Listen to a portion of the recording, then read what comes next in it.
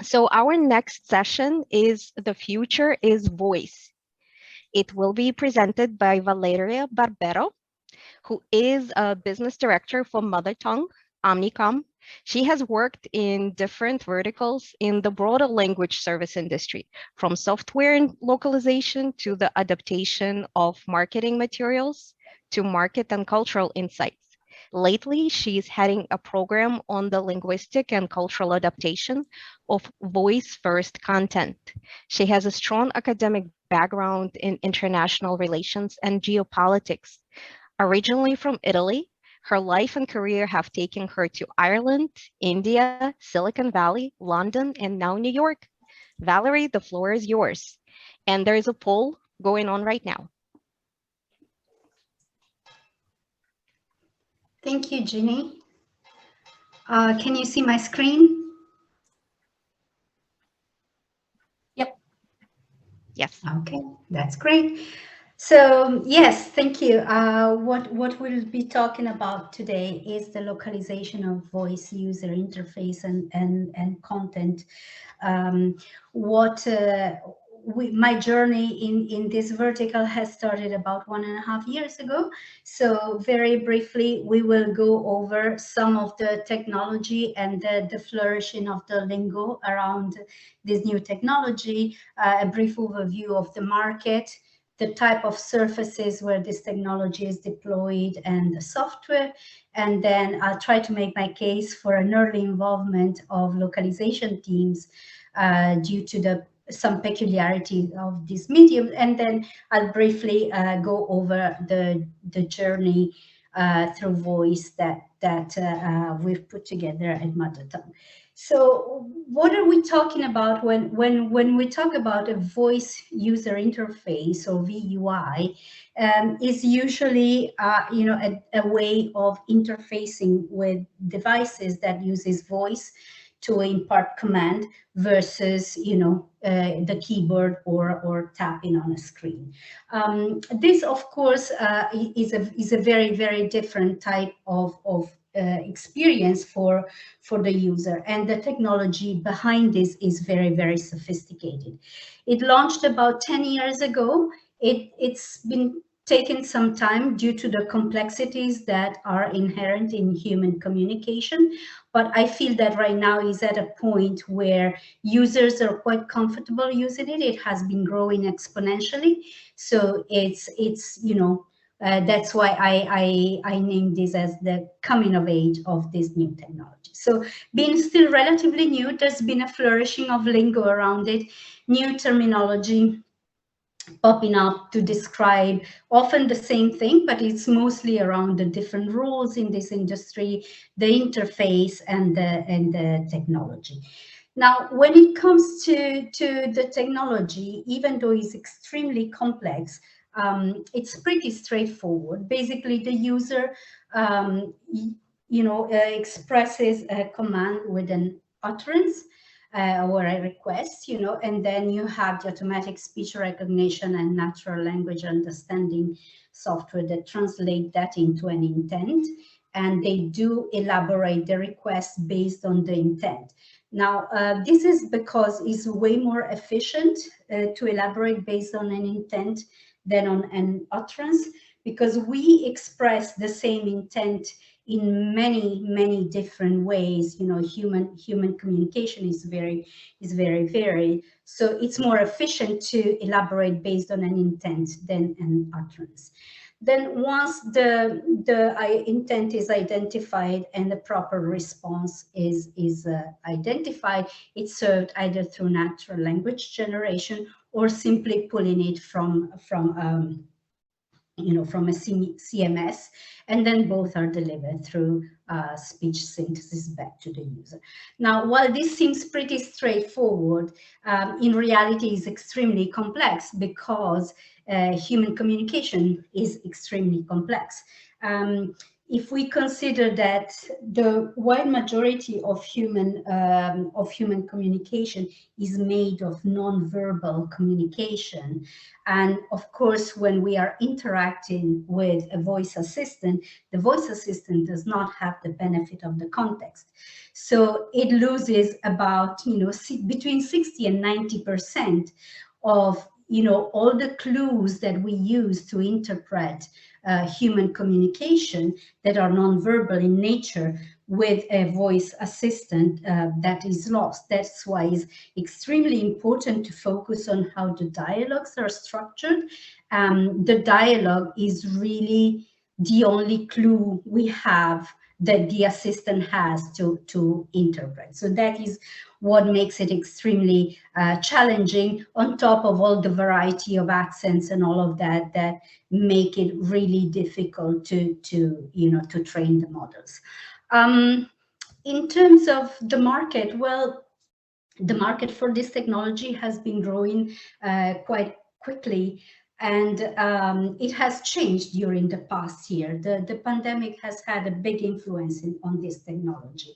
While before, voice user interfaces were designed a bit as a residual category, basically for use cases where your hands were not free, like when you're driving a car, or when you're moving around the house, you want to interact with the speaker, or you want to follow recipes while you're cooking at the same time.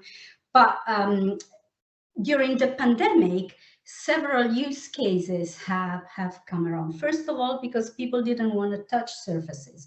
So, especially in the medical and pharma verticals, there's been a lot of interest for no-touch surfaces. Then for support to the elderly, to people with disability during isolation. And last but not least, for companionship. A lot of people have really changed their attitude towards voice assistant, where they used to consider voice assistant just for the weather, or setting the alarm, for very practical and information heavy kind of tasks. Right now they interact with it in a different way, in more for companionship, or whatever, support during very difficult time for everybody. So that's very interesting. And of course, this also means that the technology is projected to grow even more.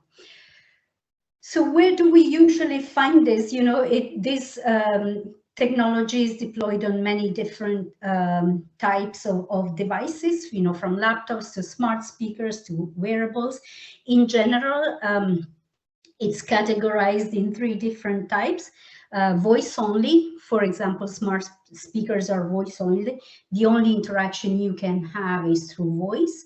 Then you have voice added, voice is added to the device, and voice first, where the device, the interface is designed primarily for voice, but you can have the support of a screen. Voice added is, for example, on a smartphone. The smartphone was not designed with voice in mind, but voice was added later. In terms of the big players on this market is primarily Google, Siri, and Alexa, but it's not the same globally. I mean, these are the big players, but for example, in APAC, Korea has several virtual assistants. Japan is getting into the game, especially with car applications designed for car. China, of course, has great technology in that space. So we don't really see the same scenarios all over the world. The growth has been different in different regions, but the 3 big players that are truly global are Google, Apple, and Amazon. In terms of localization, where are we? Well, Google leads the pack with deployed in 44 locales. Siri with 39. The 2 have slightly different coverage. Siri has a few more European languages, while Google has a much better coverage in APAC. Alexa is trailing behind a bit, so much so that Amazon has decided now to deploy in English in some markets. Cortana and Bixby are trying to keep up, but they are not really quite there. The other big difference is that not every surface has the same locales, so there is a big level, or a big difference in that too. Like I said at the beginning, I think that when it comes to voice user interfaces and designing a voice experience, it's very important that the localization team is, is involved in the design from very early on. And this is because voice has characteristics that are very peculiar to voice. So, for example, as humans, the moment we hear a voice, we naturally assign a series of attributes. This is, like level of education, ethnicity, of course, gender, status, all of that is automatically assigned. That's just how our brain works. So what becomes really important when designing a voice experience is to have a certain degree of control over that. So what's usually done, they design a persona very carefully so that you can control how, your brand and how your voice experience is perceived. Then, of course, if you are planning to deploy in multiple markets, you have to make sure that your persona has characteristics that will go well in many cultures. And so the cultural aspects is extremely important, and that's why you have to have the localization team involved early on. The same goes for the wake word and the name. You wouldn't want to choose a wake word that is really difficult to pronounce for some languages. Along with the persona, the moment you design a persona that is global in nature, you will have to have a style guide with a certain tone of voice register, and just make decisions about the attitude you want to convey when you are designing your dialogues. You'll have to make decisions on how to handle pauses, errors, abuse, anger, how to respond to all of that. And all of these are all decisions that can vary greatly based on one culture or another. So that's why it's really important to have the localization team involved early on. The second part is, the second characteristic is that the entire voice experience is mostly based on conversation, and the conversation style has a big cultural component. So you will have to make decisions about that, and also make sure that the conversation style goes with the persona that you want to portray. The type of content and the use of sounds, emojis, links, all of that will have to be thought very carefully from the very beginning. And it does change from culture to culture, language to language. Space, the boundaries of public versus private space are also heavily influenced by culture, and this is very important because people will use smart speakers in a common setting that could be just family, but it could also be other visitors in the house. They might use a voice interface while they are in an airport or in public areas, and not all cultures are equally comfortable doing this in public. So this will impact the way you deploy your devices, the features you are going to add, and what you want to enable it for. So again, having localization team give feedback on all of these things very early on is very important. Last but not least, there are some characteristics that are linked to the type of technology. So whenever we are interacting with a voice assistant, the interaction itself is asymmetrical. We interact using a lot of contextual a lot of context. You know, our conversation is really steeped in context, while the voice assistant does not have that benefit, but it has all the information that we actually want. So you will have to design, keeping this in mind. You'll have to keep in mind the cognitive load. When you have the benefit of the visuals, your cognitive load can be much heavier. But when all you can rely on is a conversation memory, then the information you can give, you can provide, is much more limited. So that will, of course, impact the way you design your conversations. And last but not least is definitely the market attitude towards technology, and that varies across countries. So you will want to take that into consideration too, as you decide how to go to market, and what to localize and what not to localize. So I think these are all very, very good reasons for making sure that the localization team is involved very early on, so that you design a voice experience that is truly global and will go down well.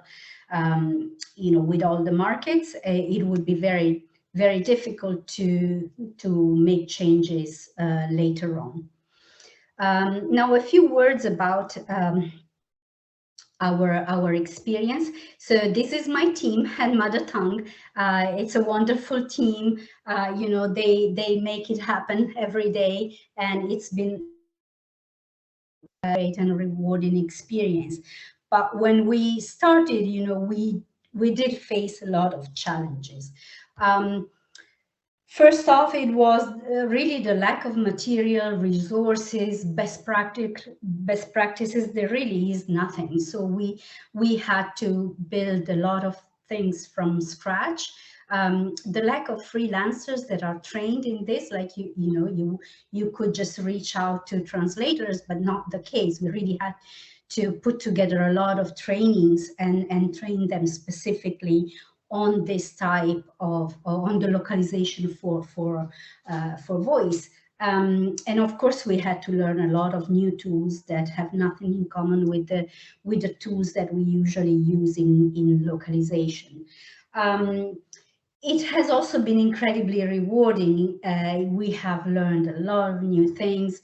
I think that we all have a different and broader perspective on what localization actually is, and when and how it applies.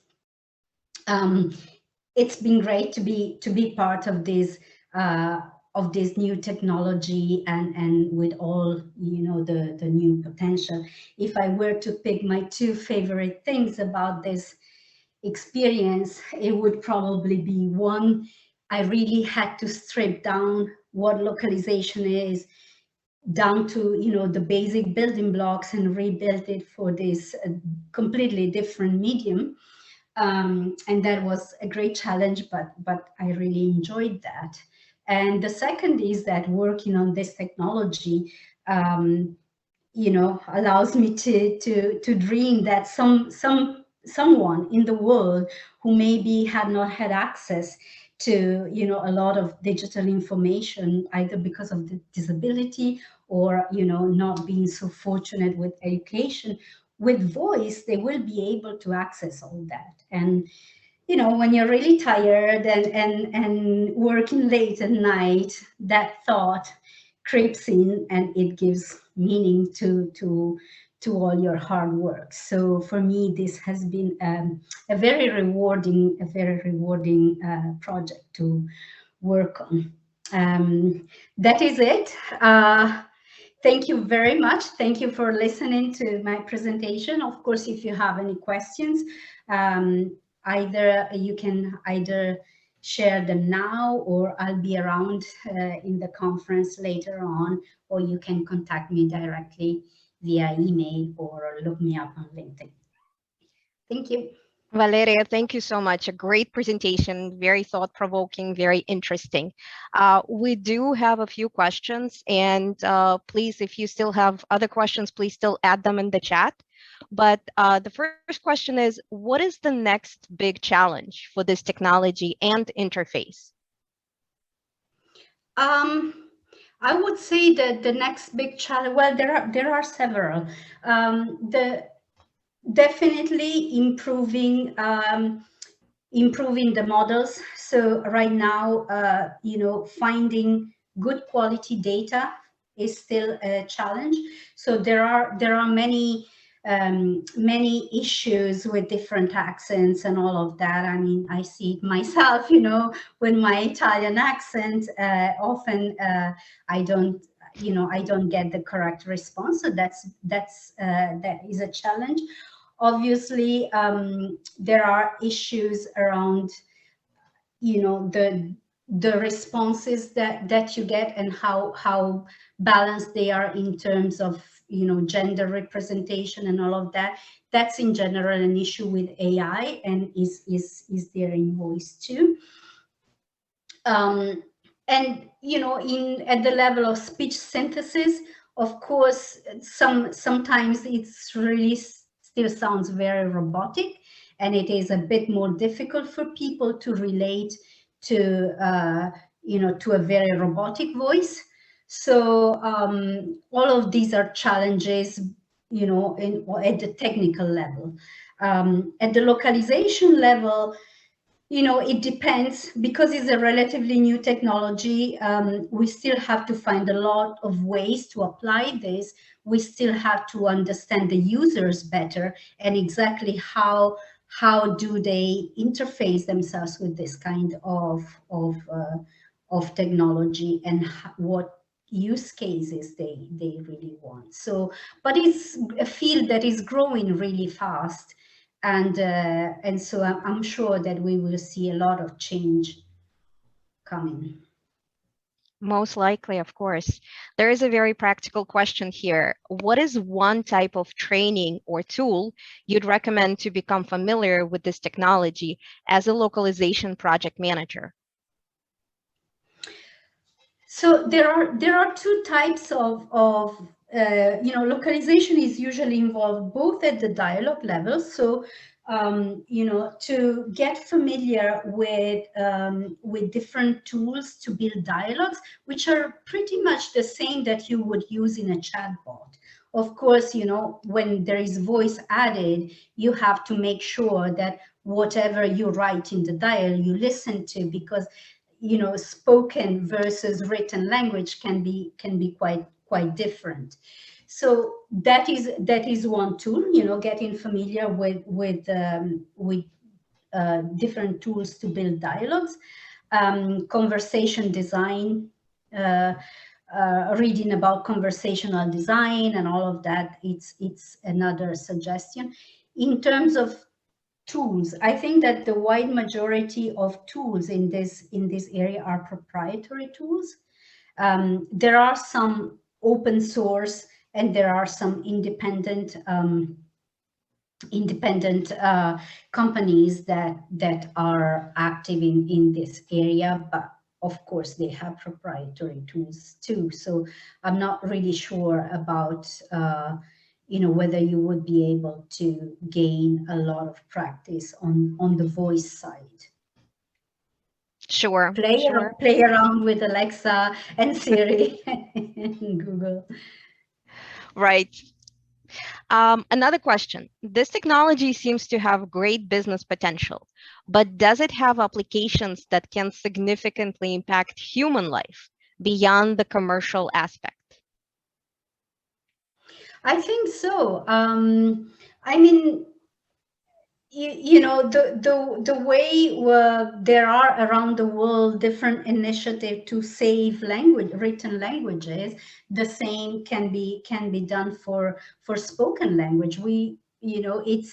It's easy to forget that the wide majority of languages are actually spoken and not written.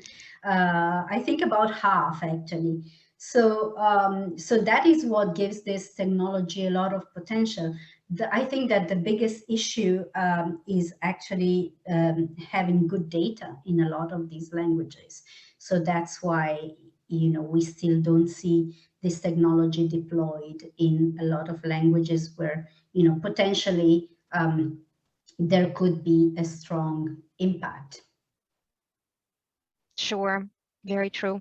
We have a few minutes left, so there is one more question. Um, Besides how do you find quality voice people, and how do you vet them? Okay. Quality voice people are difficult to find. It depends. It depends on the market. In some markets, you have a small pool of people who have worked already on the different devices. Otherwise, what we have done is to find people that are really creative, and this is because we work on some very creative materials, including jokes, collections of riddles, all of that. So we found people that are really creative, and then we just train them in voice and how to write for a voice user interface, which is really different because you have to be really attentive to the rhythm, to the tone of voice. The punctuation doesn't make much sense when or at least it's different. So you have to train people to pay attention to aspects of the language that they usually don't in the written language. Thank you. There is one more question that just came in, and we have 3 minutes before the end of your session. How would you rate the challenge of adding voice services to a company's portfolio? Well, it's a multiple, it's a compounded question. How long did it Yeah. take Mother Tongue to ramp up? Is it a giant investment, a medium investment? What are some of the major operational considerations? Well, I mean, of course, we are vendors, so it's not that we had to deploy. We work on the client technology. For us, it wasn't an investment in terms of technology. It was a big investment in terms of training and just the amount of time and effort we put into this. But in terms of brand, actually, there is a very strong interest now from brands.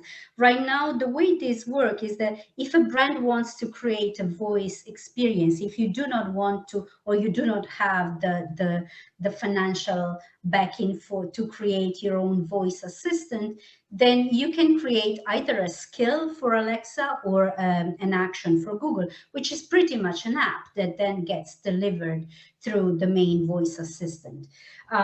What this does, though, while it will, it's an app that is created for your product or your brand, it will still be delivered with Alexa's voice or with Google's voice, so you don't get the full brand experience.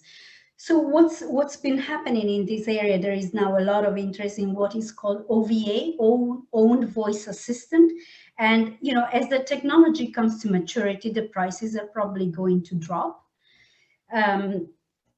So brands are now very, very interested in having their own voice, in creating their own voice experience that are fully aligned with their brand and how they want to portray their brand. They're interested in sonic branding and creating an experience that is truly that truly captures their brand. Great. This is really, really interesting. Thank you so much. Has been a Thank you. very innovative and as I said, thought-provoking session.